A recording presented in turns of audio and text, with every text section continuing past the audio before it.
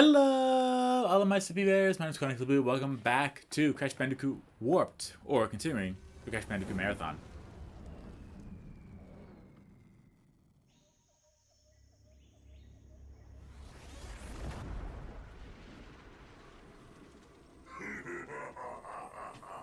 Free at last.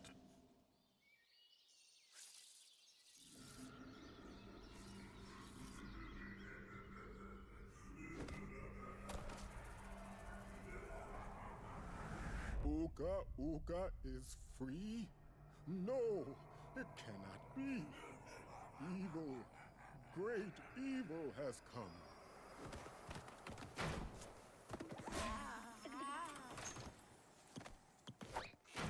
None have dared fail the great Uka even once.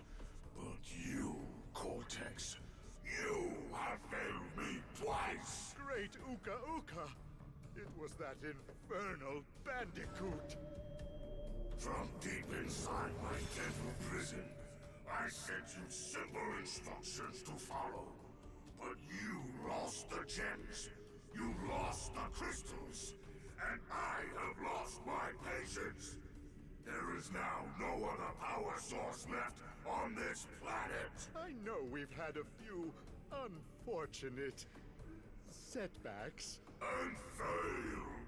But since your fumbling has managed to set me free, I am feeling generous. There is still a way to amass the power needed to enslave this miserable planet. And this time, the great Uka will make sure that you do it right.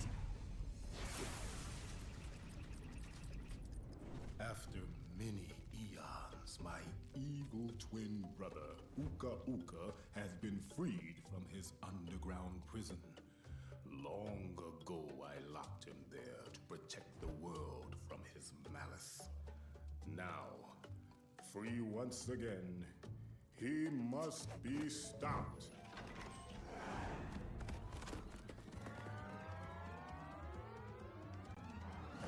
Children, Uka and Cortex plan to use this time-twisting machine to gather crystals that lay scattered across time.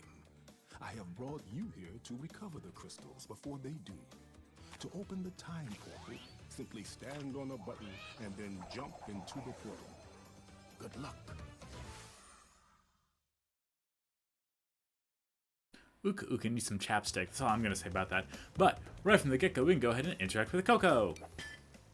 Do you want her to join your adventure? Absolutely. You can press R to swap to Coco.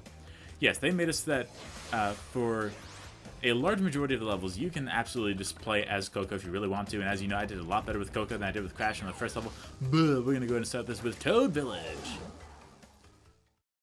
It's so nice to be back. Crash. Why must you always muck in my mud? Oh, look! I have a mask helping me, too. We will find out which one is more powerful soon enough. Failing a bonus path does not result in a game over. Did you know that? Well, now you do. So let me go ahead and put you on something, okay? First, we have all the exact same stuff as we did from Crash 2. We can run, we can jump, we can slide jump, we can spin, you know, all that fantastic stuff. Not a whole lot of new stuff there.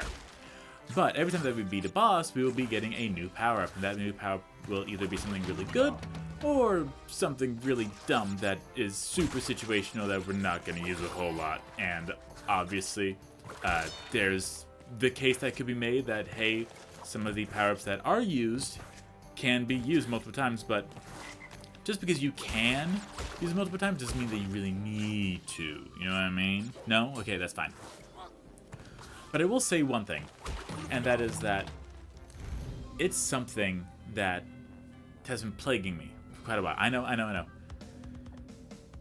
apologize. If you know me personally, then you will know that this has been pestering and festering for quite a long time. But I feel happy. I feel fulfilled. And the reason why that is such a big deal is because, and you can easily easily be like, you're lying, Chronically Blue. I'm like, okay. Well, one of us is feeling it, the other one is just watching someone talk about it, so, you know, up to you. But I feel happy. I feel fulfilled. When I breathe, I feel a weight on my chest, and it makes me feel good. I like it. It's awesome. And the reason why I say this is because I have felt empty and hollow inside for the last 10 years. Even saying this now, I'm currently smiling.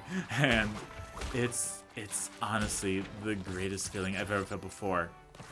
Now, there's a whole lot that I could delve into, but just know that, like, once I realize that I feel happy inside, that's just when everything just, like, clicked into place.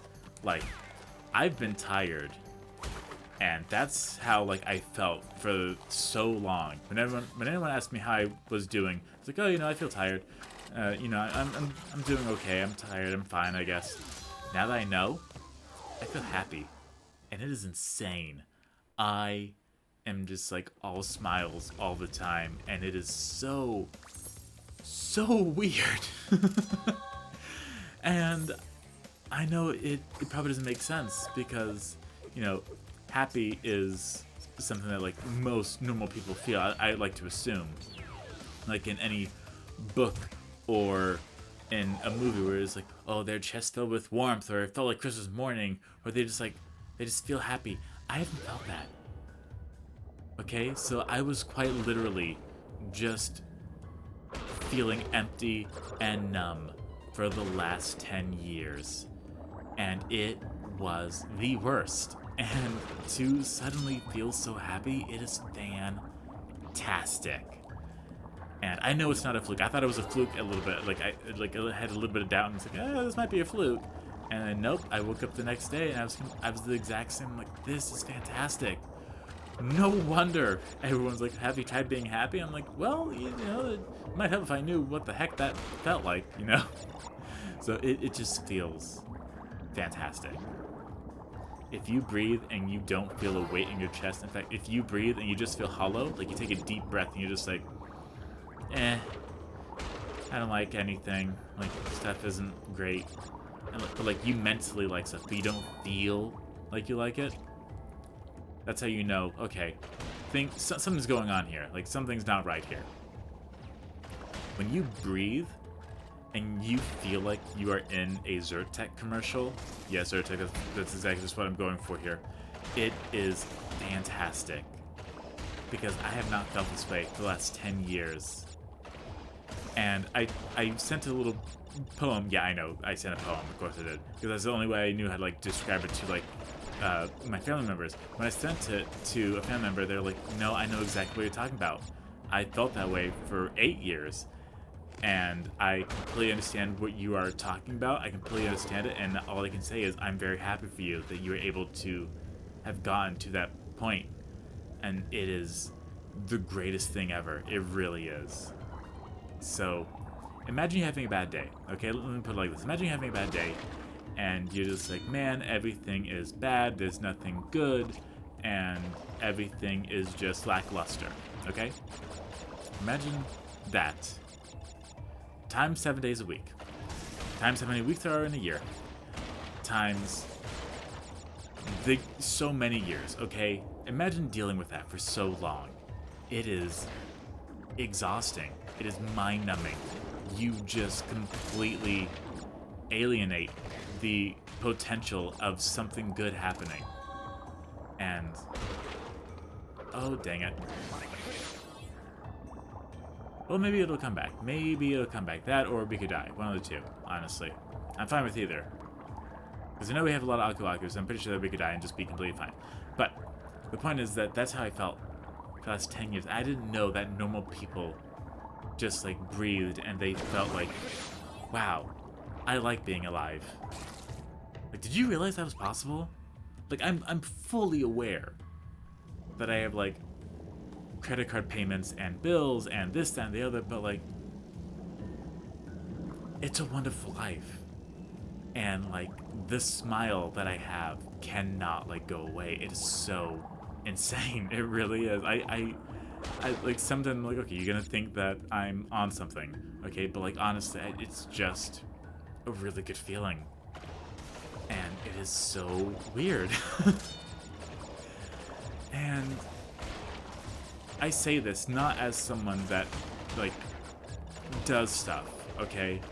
But, like, as someone that has genuinely not felt this for so long, when I started to feel it, it was incredibly foreign to me. I'm like, what is this? Like, do I have fluid in my lungs or something?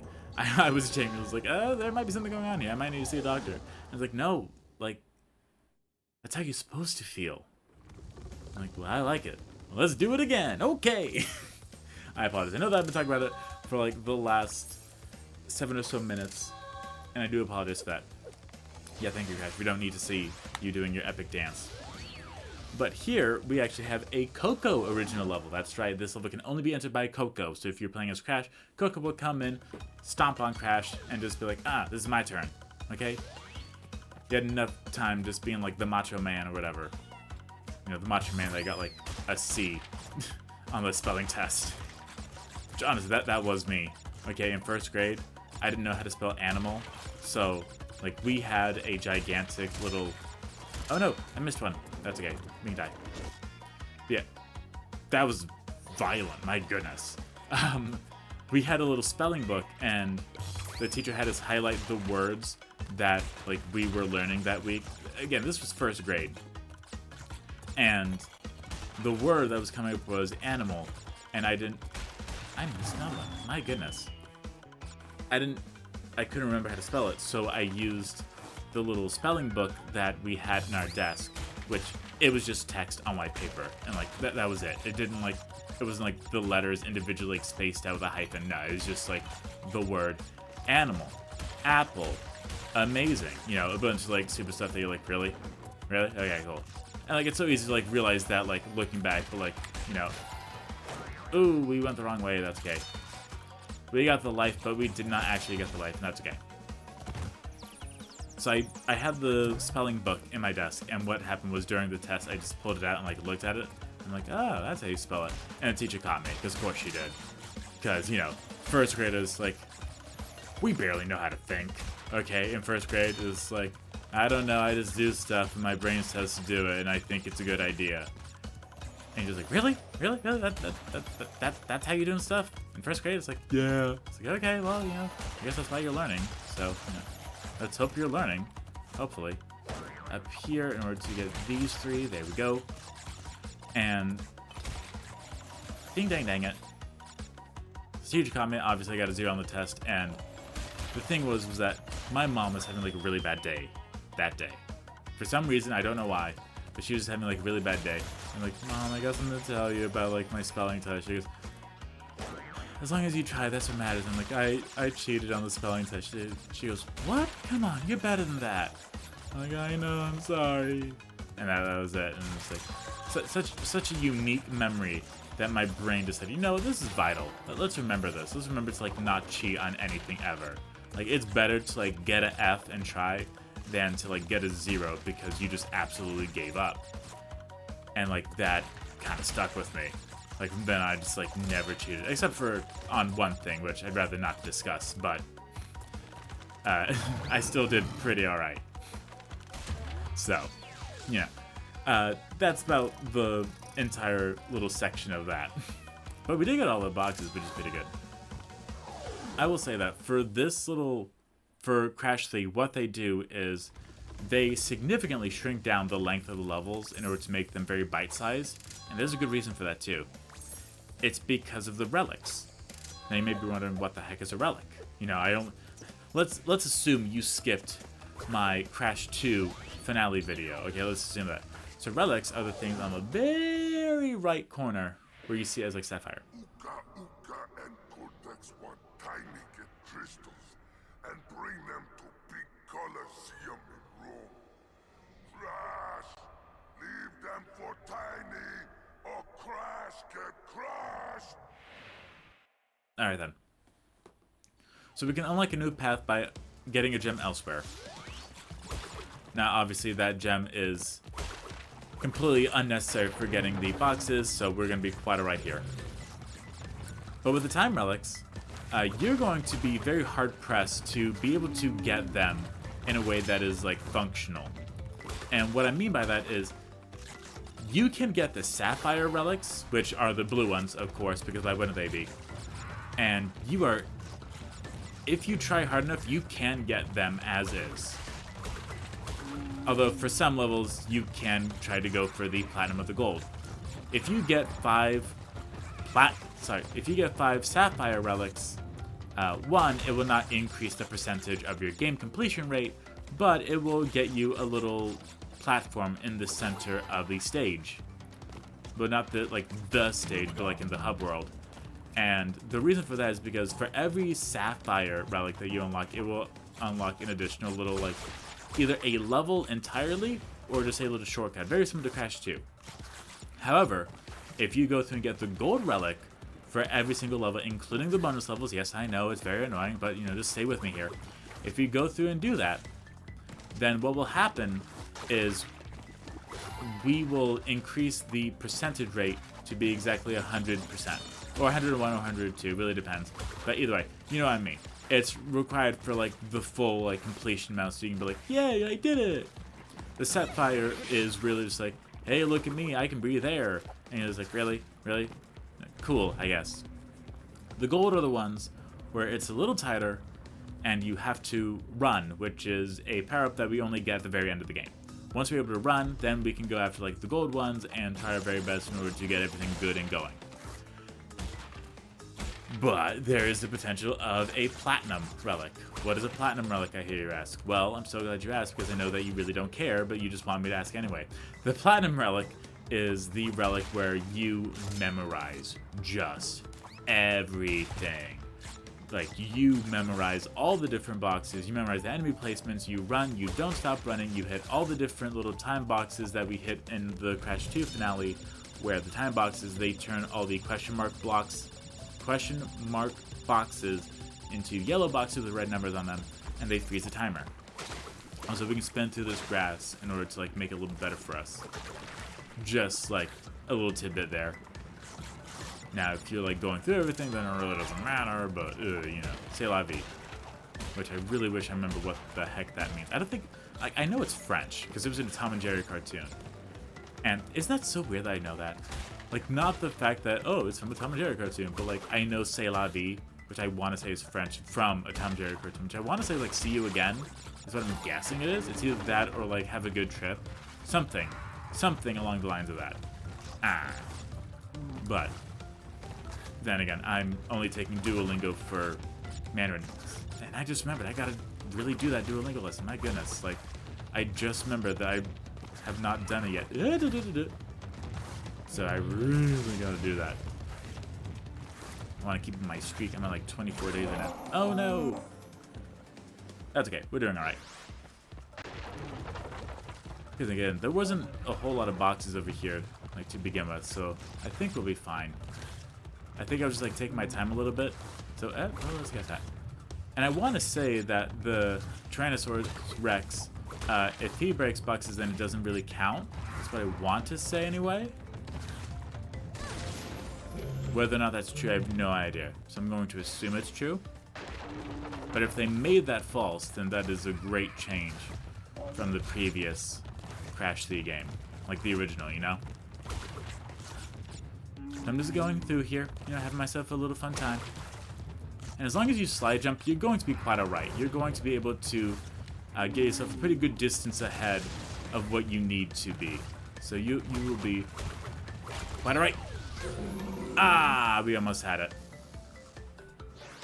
Again, we're doing fine. I know it doesn't seem like it, but I promise you we are. We're doing quite alright. I know that there's a box right up here. Or a lava pit, one of the two. I know that I keep like trying to like go through and like get the boxes, and that is on me. Fully get that. Like, quite honestly, like, yeah, that's obviously me. It's like no one's playing the game for me. And that is obviously Chronically Blue. Okay, it does count. Awesome. I just wasted your time for no reason. Isn't that great? I think it's great. Alright, we have one less level, and then we'll be able to move on. And don't worry, we cannot get that gem until we get the red gem. And yes, it will show us the stage that has the red gem in it, so then we can try to go and get the red gem, but I'm going I want to say Crash 3 is very similar to Crash 1, where you need a bunch of like different gems in order to get like one gem, and then once you get that one gem, then it lets you get a different gem. It's very convoluted and complicated to the point where you're like, what the heck is even going on? It's where like you might need a guide, honestly. But here we have another Coco-centered level where she is driving a little jet ski. Yeah, look at her have fun on jet ski. I actually was on. Oh no, that's okay. We can turn around. Yeah, there's no time limit here. We're able to like turn around whenever we want and just have like as much time as necessary in order to like go through and get this going. But I was on a jet ski as a kid. I want to say I was probably 13. My dad had a jet ski. I remember because it was in the backyard. And when I was on the jet ski, oh my goodness, it was fantastic. Like, no. Incorrect, Coco. It just felt awesome. It really, you just feel like the rush of adrenaline. You feel the speed of it all. I'm like, man, this is super cool. I kind of want a jet ski. And then you're like, do I really want a jet ski though? Because then, like, as you're older, you start to think, well, if I got a jet ski, it means I would need a trailer so I can take it to, like, the boat ramp. And then if I, like, had to take it to the boat ramp, then, you know, I'd have to do it on, like, a weekend. If I did, then I have to be, like, early-ish so that I'm able to, like, beat all the people that are, like, trying to go fishing and this and the other, and it's a whole thing. But being a teenager, when I really did not have to worry about it, it was pretty cool. That bird will attack you, by the way. If you, like, avoid the box and then come back later, that bird will absolutely demolish you. It is not fun. But we are going to be having a little thing. It's going to be very late in the game. But there's going to be a secret Coco jet ski level to which quite a few people have been like, this is the worst thing ever. They completely mess everything up. It is horrible. I'm like, okay, well, you know, it's okay. You know, it's a video game. You know, I know you want to think it's the end of the world, but I promise you it's not. You know, it's okay. Okay, so now that we got those boxes, we are looking pretty good.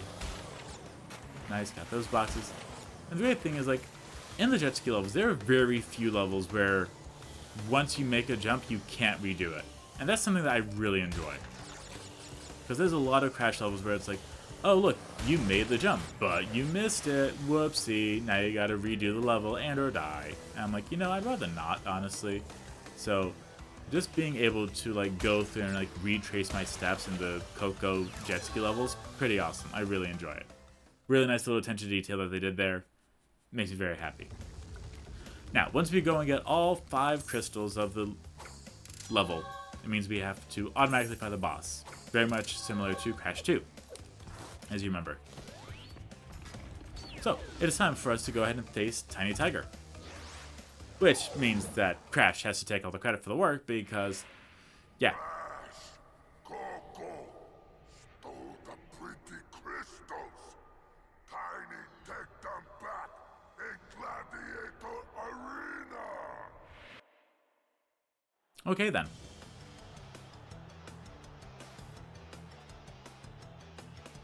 So this is Tiny Tiger, and there are 2 ways to do this fight. There's the normal way, and the cheesing way. The cheesing way is where you just abuse a loophole that is available in order to just absolutely, like, not get attacked by anything. So obviously, first Tiny Tiger, like, jumps around, then he does, like, his little attack or whatever, and then if we run in the upper left corner, we should not get attacked by lions, in which case the contestant actually throws cheese at us. Which, that's a really cute little detail that they added for this game. So yes, if you run in the upper left and or upper right corner, the little contestants or the watchers of this arena game will throw cheese at you, and it's really cute, it's really funny. Now, if you were doing this normally, what would happen is there would be lines that come out, and you would have to, like, keep track of it, and the screen shakes, which can be a little disorienting, but as long as you keep an eye on it, you should be fine. I don't believe you can spin the lions out of the way. That's just something that I do just out of habit as to playing a Crash game, because why wouldn't I? But once we go ahead and do that, bam, we can knock him out, and we get the Super Belly Flop, where we can jump and then press the circle button at the top of the flop in order to get a bigger shock wave with a belly flop. I know it's not a whole lot, but it's the first power-up. It's one of the biggest throwaway power-ups that ever exists. Well done, children. By defeating Tiny, you have unlocked the gate to the next time travel area. Go back to the center of this time twister and save your progress if you wish. From there, you will see that the gate to the second time travel area is now open. All right then. So, I think this is the first time that we have done like 5 whole levels in one episode and have it not be like an insane amount of time. But there is this little platform here. I wonder what that's for. Well, this, believe it or not, is for level 31, which is Future Tense. Future Tense is a completely original level to Crash 3. And what the developers did was they were like, you know what? Let's make our own level. You know, we remade and like brick by brick rebuilt Crash 1 through 3. Let's go ahead and add our own level. Just for fun. And it is what I believe to be the hardest level in Crash 3. The hardest Crash level of all time? I don't know about that. But we have already gone ahead and done 5 levels, 5 crystals, 5 gems, and 1 boss. We've almost cleared off an entire section already in one video in 26 minutes. That is how fast it takes in order to start like completing this game. Now, of course, the higher up we go, the more difficult the levels will be, and I'm sure I'm going to miss a box and or a crystal at least one time. But thank you all so much for watching. I hope you all enjoyed. I will see you all next time. Goodbye, my sleepy bears.